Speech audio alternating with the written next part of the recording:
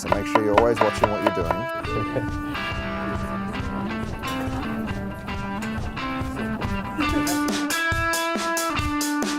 Hey there, Good Housekeeping TV. I'm here with Curtis Stone in the Good Housekeeping Test Kitchen. And today we are going to make something delicious. Yeah, it's a Baja salad, and it's a recipe from my new book, Good Food, Good Life. I always like to start with the dressing first. So over here in our blender, I've got some lime juice. So you always start with your acid.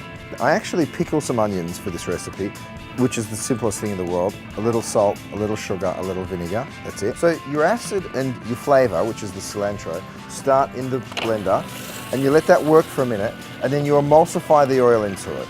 You just slowly pour in the oil. I'm using like a grapeseed oil, so something really quite neutral. And once you're happy that it's sort of gotten to a good consistency, which just means something like that, please. Oh. So then we get the ingredients ready for our salad. So I've got a cabbage here.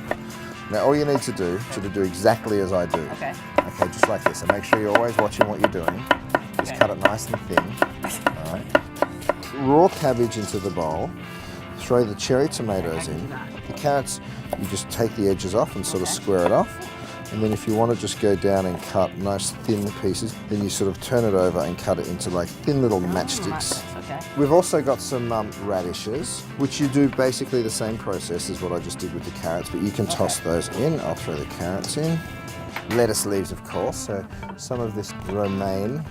And again, I'd sort of just like to cut these into long going strips. lengthwise. Yeah, we need an avocado. With this, you can cut it anyway. You can dice it. I kind of like to cut it in strips, So actually. you're cutting it with the With the skin on. And I'll show you why. You only have to get this little strip of skin off, and you don't mush them. I actually plate my salads up like this, and then just as people are arriving, I pour it out and then pour the dressing over. I always encourage you to have a taste of the dressing first. Dressing should be more aggressive than you imagine it on the salad. See, I would just eat that. Really? Seriously. Good. You could use sunflower seeds, or you could use a nut. Some of that cojita cheese.